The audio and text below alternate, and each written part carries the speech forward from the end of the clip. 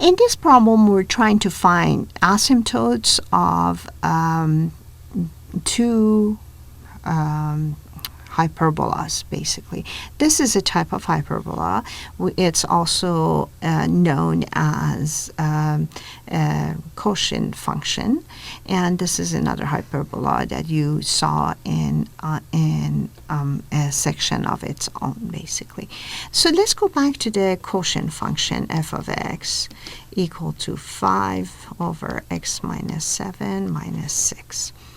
A quotient function has a vertical asymptote when y goes to infinity as x approaches some value a. So it's of the form x equal to a, basically. It has a horizontal asymptote as x goes to plus or minus. This one also has plus or minus infinity. And then as y approaches, as x approaches x positive or minus infinity, y approaches to value b. In this case, we will have y equal to b to be the horizontal asymptote. Now let's go back to our own function. Here, as x approaches 7, the denominator gets smaller and smaller, so the entire function gets bigger and bigger, and either in a positive direction or a negative direction. So the absolute value of the function gets bigger and bigger.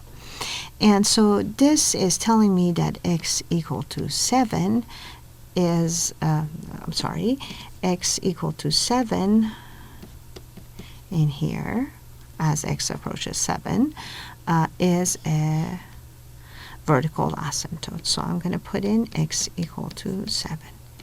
Now the next question is, when does this have a horizontal asymptote? So horizontal asymptote happens as x goes to either positive infinity or negative infinity. In that case, the denominator, the absolute value of the denominator, gets really, really large as x approaches either positive or negative infinity. Again, the absolute value approaches really, really large numbers. And so the 5 divided by really, really plus or minus a really, really large number is going to be 0. So this part becomes approaching to 0. Therefore, what's left is negative 6. And so the y equal to negative 6 is the horizontal asymptote. And I'm putting it here. Now, this type of graphs, this is not a graph of the graph of this shape. Curve is not a function.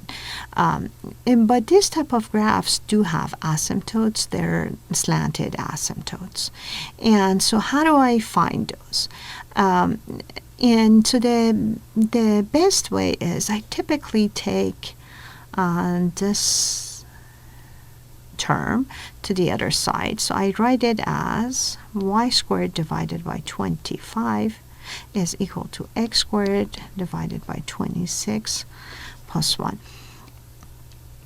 Now, as x approaches positive or negative infinity, I can tell that 1 basically it becomes powerless compared to x squared over 36, because a very large x squared is going to make everything, all the numbers become powerless.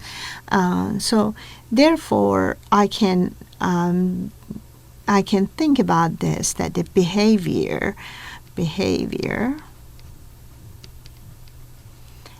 as x goes to positive minus infinity is ignoring that, the 1, and it's going to be looking like this, basically. And now that I know the behavior looks like that as x approaches plus or minus infinity, then I can take the square root, say y over 5 is equal to x over 6. Wait a minute, what am I forgetting? plus and minus, and then solve for y. Basically, y is equal to plus minus, multiply both sides by 5. So 5x over 6. So one answer is 5 equal to 5, and y equal to 5/6 of x. The other one is y equal to negative 5/6 of x.